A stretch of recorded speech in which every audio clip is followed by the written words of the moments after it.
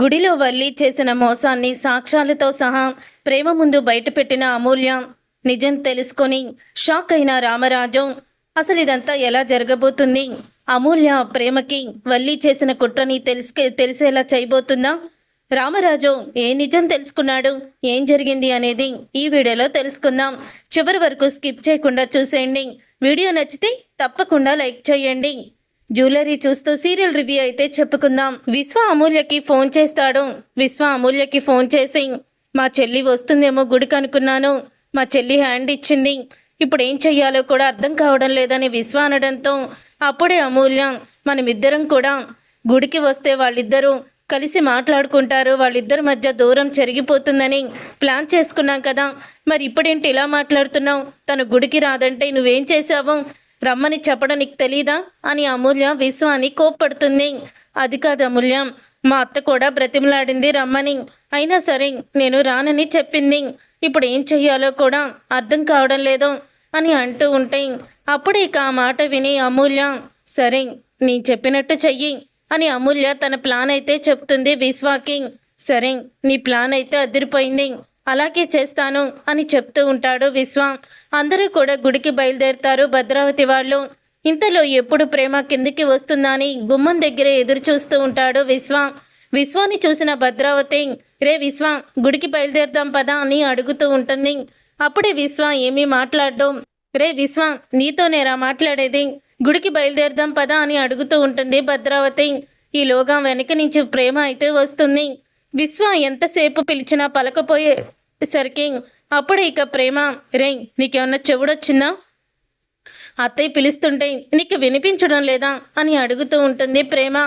వినిపిస్తుంది, నేను గుడికి రావడం లేదు అని అంటూ ఉంటే నువ్వు గుడికి ఎందుకు రావడం లేదు అని అడుగుతూ ఉంటుంది ప్రేమ. నువ్వు వెళ్ళడం లేదు కదా, ఇప్పుడు కనుక నేను అక్కడికి వెళ్ళాననుకో వాళ్ళు మళ్ళీ కావాలని ప్రేమ రాలేదు అంటూ హేళన చేస్తారు, మళ్ళీ అక్కడ ఏదో ఒకటి గొడవ జరుగుతుంది, ఇదంతా అవసరమా?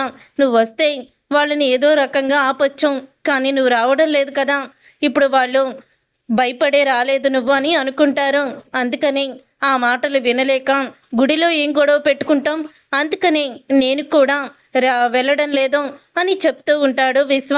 అప్పుడే ఇక ప్రేమ అయితే ఆలోచనలో పడుతుంది.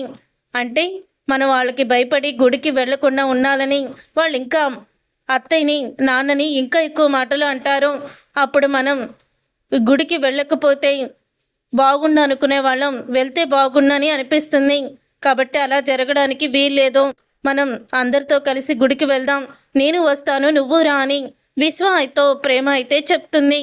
అప్పుడే ఇక చాలా ఆనందపడుతుంది భద్రావతి.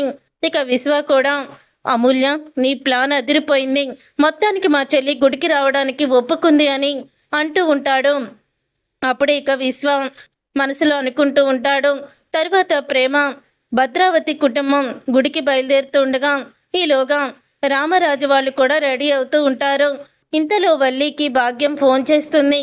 ఒసే అమ్మడు, ఏంటి రాత్రి ఫోన్ చేశావు, బాగా నిద్ర పట్టేసిందే, వినిపించుకోలేదు అని భాగ్యం అనడంతో అప్పుడు ఇక అంటూ ఉంటుంది, వల్లి రాత్రి ఫోన్ ఎత్తకుండా ఇప్పుడు చేసావా, అసలు ఇక్కడ నేను ఎలాంటి సిచ్యువేషన్లో ఉన్నానో తెలుసా అని అడుగుతూ ఉంటుంది వల్లి. అని అడుగుతూ ఉంటే నా మీద ఫుల్గా డౌటింగ్ వచ్చేసింది ఆ నర్మదకి.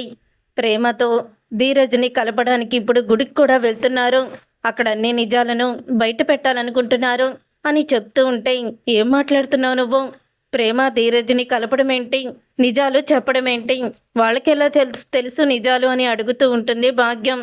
ఇదంతా కూడా నేనే చేశానని ఫుల్లుగా అనుమానం వచ్చేసింది నర్మదకి. మా అత్తయ్య ధీరజ్కి కూడా చెప్పేసింది, వాళ్ళిద్దరూ కూడా నమ్మేశారు, కానీ సాక్ష్యాలు లేకే వాళ్ళు అలా ఆగుతున్నారు, ఇంకా ఎంక్వైరీ మొదలుపెట్టింది పోలీస్ ఆఫీసర్ లాగా నర్మద అని అంటూ ఉంటే, అమ్ము నర్మద రంగంలోకి దిగిందంటే ఖచ్చితంగా ఇదంతా నువ్వే చేసావని బయట పెట్టేస్తుంది అని అంటూ భయమేస్తుంది. నర్మదకి ఇంత అనుమానం వస్తుందని అస్సలు కూడా అనుకోలేదు అని చెప్తూ ఉంటే, ఆ నర్మద ఎలాంటిది అనుకుంటున్నావు, ఆవలిస్తే పేగులు లెక్క పెడుతుంది, ఇప్పుడు మనం డేంజర్లో ఉన్నాము, ఈ గొడవంతటికి నువ్వే కారణమని వీళ్ళ మీద నువ్వు పగబట్టావని తెలిస్తే ఈసారి మీ మావయ్య గారి దగ్గర నిజం చెప్పకుండా ఉండరు అని అంటూ ఉంటుంది భాగ్యం. అప్పుడే ఇక వల్లి, నన్ను భయపెట్టకమ్మా, నువ్వు గుడి దగ్గరికి వచ్చేసాయి, అక్కడ ఏదైనా జరగరాంది జరిగితే మనం అప్పటికప్పుడు ఏదోటి ప్లాన్ చేద్దాం అని వల్లి అయితే చెప్తుంది. అప్పుడే ఇక ఆ మాట విని, సరే నేను గుడి దగ్గరికి వస్తానులే, నువ్వేమీ కంగారు పడుకో, అక్కడేమన్నా జరిగితే అప్పుడు ఆ సమయాన్ని బట్టి ఏదోటి చేద్దాం అని భాగ్యం అయితే ఫోన్ పెట్టేస్తుంది. పక్కనే ఉన్న ఆనందరావు, నేను ముందు నుంచే చెప్తున్నాను, ఎందుకు చక్కగా వెళ్ళి ఇక కాపురం చేసుకుంటుంది కదా, ఇక ఏ మోసాలు నాటకాలు వద్దు అని నా మాట ఎక్కడ వినిపించుకున్నారు, ఆ నర్మద మీద ప్రేమ మీద పగ తీర్చుకున్నామంటూ ఇద్దరు తల్లి కూతుళ్ళు బయలుదేరారు, నీ పోలికలు అన్నీ వచ్చాయి దానికి అని ఆనందరావు తిడుతూ ఉంటాడు భాగ్యాన్ని.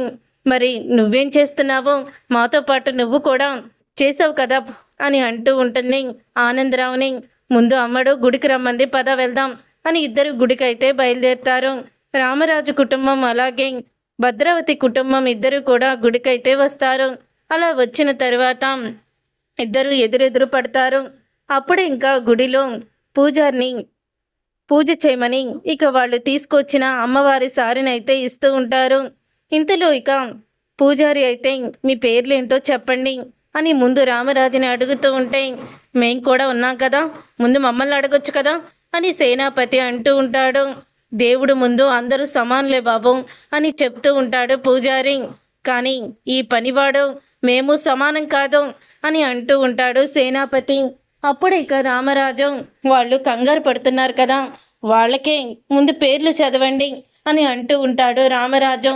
అప్పుడు ఇక మాట అనడంతో ఇక పూజారి అయితే అడిగించుకొని మరీ పూజ చేయించుకుంటున్నారు, వీళ్ళకున్న బుద్ధే అంతా అని ధీరజ్ అయితే చెప్తూ ఉంటే అప్పుడే ఇక ప్రేమ ధీరజ్ వైపు కోపంగా చూస్తుంది.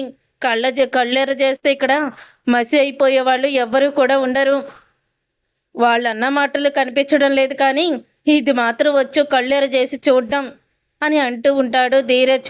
అప్పుడు ఇక ప్రేమ మౌనంగా ఉంటుంది. తర్వాత ఇక ముందు సేనాపతి వాళ్ళకి పూజ చేస్తారు. పూజ చేసిన తర్వాత వాళ్ళ ఇంటి పేరుతో ప్రేమ పేరు అయితే చెప్తారు. తర్వాత రామరాజుకి పూజ చేస్తే ఇక ధీరజ్ ప్రేమల పేరు కూడా చెప్తాడు రామరాజు. అప్పుడు ఇక అంటూ ఉంటుంది భద్రావతి, నా మేనగోడలు ఆ ఇంటి నుంచి వాటి నుంచి ఎప్పుడో వచ్చేసింది, అసలు ఈ కుటుంబానికి ఆ కుటుంబానికి సంబంధాలే లేవు, అసలు మా మేనకోడలి పేరు వాళ్ళ ఇంట్లో తలవడానికి కూడా వీల్లేదు అని అంటూ ఉంటే, ఆ మాట నీ మేనకోడలు చెప్పమను, సంబంధం లేదని, ఇద్దరు పేర్లు కలిపి గుడిలో అర్చన చేయించడానికి వీల్లేదని నీ మేనకోళ్ళని చెప్పమను, అప్పుడు ఆపేస్తాను అని ధీరజ్ అయితే చెప్తాడు. అప్పుడే ఇక ఆ మాట విని ప్రేమ ఏమీ మాట్లాడలేకపోతుంది. అత్త, మనం ఏమి గొడవ పెట్టుకోవడానికి వచ్చామా, లేకపోతే దేవుడికి దర్శనం చేసుకోవడానికి వచ్చామా, ఎందుకు వాళ్ళతో మనకి అని అంటూ ఉంటుంది ప్రేమ. అయినా ఎక్కడికి వచ్చినా గొడవ పెట్టి భార్యాభర్తల్ని విడదీయడం, కుటుంబాన్ని ముక్కలు చేయడం ఇదే కదా మీ అత్తకి ఉన్న బుద్ధి, అందుకే ఆ దేవుడు పెళ్లి పెటాకులు లేకుండా చేశాడు, జీవితాంతం ఒంటరిగా ఏడవమని అని ధీరజ్ అనేసరికి ఇంతలో ఇక భద్రావతి, రేయ్ నోరు అదుపులో పెట్టుకొని మాట్లాడు, పెద్దవాళ్లతో ఎలా మాట్లాడాలో కూడా నేర్పలేదా మీ బాబు, లేపుకుపోయి బలవంతంగా పెళ్లి చేసుకోమని మీకు బుద్ధులు నేర్పాడా అని భద్రావతి అంటూ ఉంటే, రే చిన్నోడా ఎందుకురా బురద మీద రాయేస్తే మన మీదకి చిందుతుందన్నట్టు వాళ్ళని కదిలించుకుంటే మళ్ళీ వాళ్ళు బుద్ధిని బయట పెడతారు, అవసరమంటావా అని అంటూ ఉంటాడు రామరాజు. అవునరా, మీ నాన్న చెప్పింది కరెక్టే, వాళ్ళ మీద బురద మీద రాయేస్తే చిందినట్టు వాళ్ళతో మనకెందుకు, వాళ్ళన్నా ఒకటి ఆ బురదన్నా ఒకటే అని అంటూ ఉంటుంది. భర్త విలువ, నీ విలువ, నువ్వు ఎంత ప్రేమగా చూసుకున్నావో అవన్నీ కూడా మర్చిపోయి కేవలం ఆ రోజు వీళ్ళు రెచ్చగొడితే నువ్వన్న మాటలకి నిన్ను వదిలేసి వెళ్ళిపోయింది, ఆ బంధానికి ఇచ్చే విలువ నీ భార్య అదే అని అంటూ ఉంటుంది వేదవతి. అప్పుడే ఇక వేదవతి మాటలు సరిగ్గా కొడతాయి ప్రేమకి. ఇక అలా చూస్తూ ఉండిపోతుంది. ఇక భద్రావతి ఎక్కువసేపు ఈ ప్రేమని ఇక్కడే ఉంచితే ఆ ధీరజ్ వైపు చూస్తూ వాళ్ళ మాటలు విని మళ్ళీ వాళ్ళ వైపుకి తిరిగిపోతుంది. వెంటనే ఇక్కడి నుంచి వెళ్ళిపోవాలి అని అనుకుంటూ ఉంటుంది భద్రావతి. ఇంతలో పంతులు గారు, అన్నదానం జరుగుతుందమ్మా, దేవుడి ప్రసాదం భోజనం చేసి వెళ్ళండి, మీ కుటుంబానికి అంతా మంచి జరుగుతుంది అని పంతులు గారు అయితే చెప్పడంతో సరే అని ఇక రెండు కుటుంబాలు కూడా ఒప్పుకుంటాయి. ఇంతలో భాగ్యం ఆనందరావు అయితే వస్తారు. వాళ్ళని చూసి వేదవతి, మీరేంటిక్కడ, ఎందుకు వచ్చారు ఇక్కడికి అని అడుగుతూ ఉంటుంది వేదవతి. అప్పుడే రామరాజు, రేయ్ ఏంట్రా మీ అమ్మ మాట్లాడేది? గుడికి వస్తే తప్పేముంది? అందులో వాళ్ళు మన వియ్యంకుల వారు, వాళ్ళు వస్తే అలాగా ఎందుకు తిట్టుకుంటుంది అని అడుగుతూ ఉంటాడు రామరాజు. అమ్మన్న దాంట్లో తప్పేముంది నాన్న, గుడికి మంచి మనసుతో రావాలి కానీ స్వార్థంతో నిండిన మనసులతో కాదు అని చెప్తూ ఉంటాడు చందు. రేయ్ నువ్వు కూడా ఏంట్రా మీ అమ్మలాగే మాట్లాడుతున్నావు అని అడుగుతూ ఉంటాడు రామరాజు. వాళ్ళ మాటలు ఏమీ పట్టించుకోకండి అని చెప్పి ముందుకి వెళ్ళిపోతాడు. అలా వెళ్ళిపోయిన తర్వాత అప్పుడే వేదవతి, ఏ కొంపలు ముంచడానికి మళ్ళీ ఇక్కడ తయారయ్యారు మీ ఇద్దరు? మీ కూతురు ఇక్కడికి రప్పించి మళ్ళీ రెండు కుటుంబాల మధ్య గొడవ పెట్టమందా అని అడుగుతూ ఉంటుంది. అప్పుడే వేదవతి, అదేంటి వదిన గారు, ఇంటికి అడుగు పెట్టొద్దన్నారు, నా గడపలో అడుగు పెడితే మాత్రం ఊరుకోనన్నారు, అందుకనే మా అమ్మని చూడ్డానికి మేము ఇక్కడికి వచ్చాము అని అంటూ ఉంటుంది భాగ్యం. అదేంటి ప్రతిసారి నేను వచ్చినప్పుడల్లా వల్లి మీ ఇంటి దగ్గరేగా ఉంటుంది, మళ్ళీ కొత్తగా మీ కూతుర్ని చూసి ఏదో ఎన్నో రోజులైపోయిందని బెంగ పెట్టుకున్నట్టు మాట్లాడుతున్నారు అని అడుగుతూ ఉంటాడు తిరుపతి. తిరుపతి అలా మాట్లాడిన తర్వాత అప్పుడే, అదేంటి నువ్వెందుకు వెళ్తున్నావు మావయ్య అని అడుగుతూ ఉంటాడు చందు. అది నాది వేరే మ్యాటర్ ఉందిలేరా. అవును సుక్కు రాలేదా అని అడుగుతూ ఉంటాడు తిరుపతి భాగ్యాన్ని. రాలేదు, నిన్నే రమ్మంది వెళ్ళు అని అంటూ ఉంటుంది భాగ్యం. చి వీళ్ళ బుద్ధులు మారవలేరా, పదండి వెళ్దాం అని అంటూ ఉంటాడు. అప్పుడే అక్కడే ఉండి చందు తర్వాత వల్లి పక్కకి తీసుకువస్తుంది భాగ్యాన్ని. ఇంతలో ధీరజ్ ఒంటరిగా కూర్చున్న ప్రేమ దగ్గరికి వెళ్తాడు. ఇక ప్రేమ దగ్గరికి వెళ్ళి, ఇది మా నాన్న నీ మెడలో వేయమని తీసుకొచ్చిన బంగారపు చైను, ఈ చీర తీసుకో అని అంటూ ఉంటే, నిన్ను భర్తగా అనుకుంటేనే కదా ఇవి తీసుకోవడానికి. ఏ రోజైతే అందరి ముందు నన్ను అవమానించి నా మర్యాదని ఆత్మగౌరవాన్ని పోగొట్టావో ఆ రోజే నిన్ను భర్త స్థానంలో నుంచి తీసేశాను అని అంటూ ఉంటే అప్పుడే ఇక ఆ మాట విని ఒక్కసారే షాక్ అయిపోతూ ఉంటాడు ధీరజ్. మరి నన్ను భర్తగా నువ్వు భర్త స్థానంలో నుంచి తీసేశావు అని అంటున్నావు కదా, మరి నీ మెడలో ఉన్న తాళిని ఎందుకు ఉంచుకున్నావు? ఇంకా దాన్ని కూడా తీసేయి అని అంటూ ఉంటే ఆ మాట విని ఒక్కసారే ప్రేమ షాక్ అయిపోతూ ఉంటుంది. తీసే ప్రేమ, భర్తగా నీ పక్కన నిలబడే స్థాయి నుంచి నేను వేరే స్థాయికి దిగజారిపోయాను, ఆ స్థాయిలో లేను, నీ భర్త స్థానంలో నేను లేనని చెప్తున్నావు కదా, మరి నీ కట్టిన తాళి ఎందుకు ఉంచావు? బలవంతంగా నీ మెడలో కట్టిందే తప్ప నీకు ఇష్టమై కట్టింది కాదు కదా, తీసేసాయి అని అంటూ ఉంటాడు. ఆ తాళికి ఎంత విలువిచ్చావో అలాగే వీటికి కూడా అలాగే విలువివ్వు. మా నాన్న నా కోడలు మళ్ళీ తిరిగి వస్తుందని ముగ్గురు కోడలతో సమానంగా నీకు కూడా తీసుకొచ్చాడు అని చెప్పి ఇచ్చేస్తాడు ప్రేమ చేతికి. అప్పుడే ఇక ప్రేమ ధీరజ్ మాటలకి షాక్ అయిపోతూ తను ఇచ్చిన చీరని అలాగే చైన్ని కూడా తీసుకుంటుంది. అలా తీసుకున్న తర్వాత ఇదంతా చూసి ఇక విశ్వ అయితే, అమ్మయ్య వీళ్ళిద్దరూ కూడా మాట్లాడుకుంటున్నారు. ప్రేమ మొత్తానికి చైను చీర తీసుకుంది. ఇప్పుడు ప్రేమ చేతిలో ఉన్న చైను చీర రెండు అత్త చూస్తే తీసుకువెళ్ళి మళ్ళీ మావయ్య మకాన్ని కొడుతుందేమో, వెంటనే తీసుకోవాలి ప్రేమ, అవి ఇలాగివ్వు అని అంటూ ఉంటే, ఎందుకురా ఇవి అని అంటూ ఉంటుంది ప్రేమ. తీసుకువెళ్ళి కారులో పెడతాను, ఇప్పుడు అత్తయ్య చూసిందంటే మళ్ళీ పెద్ద గొడవ చేస్తుంది అని వెంటనే విశ్వ అయితే ఆ రెండు తీసుకొని చీర అలాగే చైను కారులో అయితే పెడతాడు. ఇంతలో భాగ్యం, భద్రావతి, వల్లి, ఆనందరావు నలుగురు కూడా మాట్లాడుకుంటూ ఉంటారు. అలా నలుగురు మాట్లాడుకోవడం దూరం నుంచి గమనిస్తాడు విశ్వ. ఇక గమనించి వీళ్ళ నలుగురు ఇక్కడ చర్చి పెట్టారేంటి అని అనుకుంటూ వాళ్ళ దగ్గరికి వెళ్ళి నిలబడతాడు. వాళ్ళకి విశ్వ వచ్చినట్టు తెలీదు. అప్పుడే ఇక విశ్వ వాళ్ళకి అక్కడే వెనకాలండి తన సెల్ ఫోన్ని వీడియో ఆన్ చేస్తాడు. ఫోన్లో వీడియో ఆన్ చేసి అక్కడే నుంచొని ఉంటాడు. ఏంటి నాతో ఏదో మాట్లాడాలని పక్కకి తీసుకొచ్చారు అని అడుగుతూ ఉంటుంది భద్రావతి భాగ్యాన్ని. అప్పుడు ఇక వల్లి, నేనే ఇదంతా చేయించానని, ప్రేమ ధీరజ్ విడిపోవడానికి నేను మీకు సహాయం చేశానని, ఇదంతా నా ప్లానేనని ఆ నర్మద పసిగట్టింది, నర్మద మొత్తం కూడా తెలుసుకోబోతుంది అని అంటూ ఉంటుంది వల్లి. ఆ మాట విని అప్పుడే ఇక భద్రావతి, ఆ నర్మద మామూలుది కాదు, చాలా తెలివైంది, అది ఖచ్చితంగా ఇదంతా మీరే చేశారని తనకి అర్థమైపోతుంది అని అంటూ ఉంటే, అదేంటి నీ తప్పు ఏదీ లేనట్టు మాదే ఉన్నట్టు మాట్లాడుతున్నావు, నువ్వు కూడా మాతో చేతులు కలిపి మీ మేనకోడల్ని ఇంటికి తీసుకువెళ్ళావు కదా, ఏమీ సంబంధం లేనట్టు మాట్లాడుకో. ఆ రోజు నేను ఎంతో కష్టపడి ఆ హోటల్లో సమాచారం అమ్మ మా నాన్నని పంపించి మరి నేను అక్కడ సీసీ కెమెరా ఫుటేజ్ని మొత్తం కూడా తెప్పించాను. మీరు అది కూడా చెయ్యలేదు కదా. ఆ రోజు మీ ఇంటికి వచ్చి వీడియో చూపించాను. మీ చెల్లి కావాలని ఇదంతా చేయించింది అని మీకు చెప్పానా లేదా, మీ మీద పగ తీర్చుకోవడానికి అని. ఆ తర్వాత ఆ ప్లాన్ కూడా నేనే చెప్పాను. పుట్టినరోజు పార్టీని అరేంజ్ చేసి వీళ్ళని రెచ్చగొట్టి వాళ్ళ నోటితోనే ప్రేమ ముందు నిజాన్ని బయట పెట్టిస్తే ప్రేమ ధీరజ్ని అపార్థం చేసుకొని తను వెంటనే ధీరజ్ని వదిలేసి వెళ్ళిపోతుంది అని చెప్పాను. అన్ని ప్లాన్లు నేనే చేశాను. ఇప్పుడేమో మీ మేనకోడలు ఇంటికి తిరిగి వచ్చేసరికి అసలు ఏమీ తెలియనట్టు, ఏమీ పట్టనట్టు మీరేంటి అలా ఉన్నారు? ఏదో ఒకటి చెయ్యండి. ఆ నర్మద ప్రతి దానికి అడ్డొస్తుంది. ఇప్పుడు సాక్ష్యాలు తీసుకువచ్చి అందరి ముందు నిజాన్ని బయట పెడితే నన్ను ఆ ఇంట్లో ఉండనివ్వరు, మెడ పట్టుకొని బయటికి గెంటేస్తారు.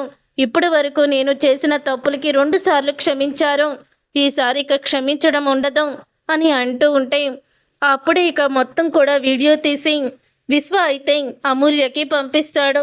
అప్పుడే ఇక అమూల్య ఆ వీడియోని చూస్తుంది. వీడియోని చూసి ఛీ, వల్లి వదిన ఇదంతా చేసిందా? అంటే ఇంత దుర్మార్గంగా ఆలోచించిందా?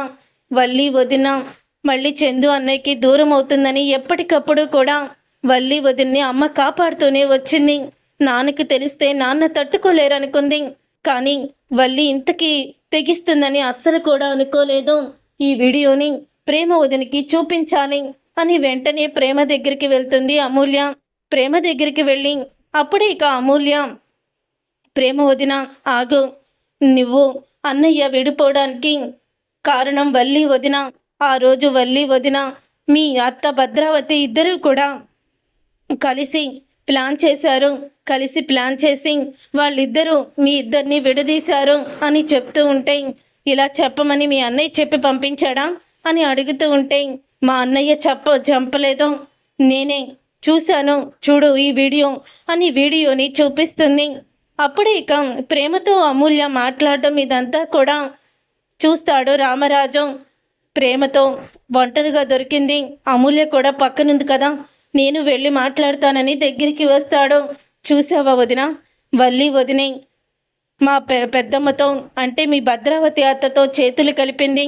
ఆ రోజు హోటల్లో అన్నయ్య నీ మెడలో తాళి కడతాం ఇవన్నీ కూడా మీ అత్తకి చూపించి మా అమ్మే కావాలని స్వార్థంతో మీ ఇద్దరు పెళ్లి చేసిందని వల్లి వదిన మా అమ్మ మీద మీ అత్తకి చాడీలు చెప్పింది. ఆ రోజు మా అమ్మని జీవితాన్ని కాపాడాలనుకుంది, అంతే తప్ప మా అమ్మ స్వార్థంగా ఆలోచించలేదు. ఈ విషయం మా నాన్నకి తెలిస్తే అలాగ మళ్ళీ ఏదో ఒకటి గొడవలు అవుతాయని అలా ఆగింది. కానీ మా నాన్న కూడా మా అమ్మని అపార్థం చేసుకున్నాడు.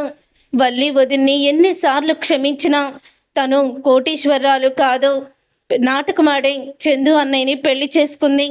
నన్ను విశ్వాని ఒక్కటి చేసి 2 కుటుంబాల మధ్య గొడవలు సృష్టించాలనుకుంది. విశ్వాకి నాకు లవ్ ట్రాక్ నడిపించింది. తర్వాత ప్రెగ్నెంట్ అని నాటకమాడింది. ప్రెగ్నెంట్ పోయిందని మరొకసారి నాటకమాడింది.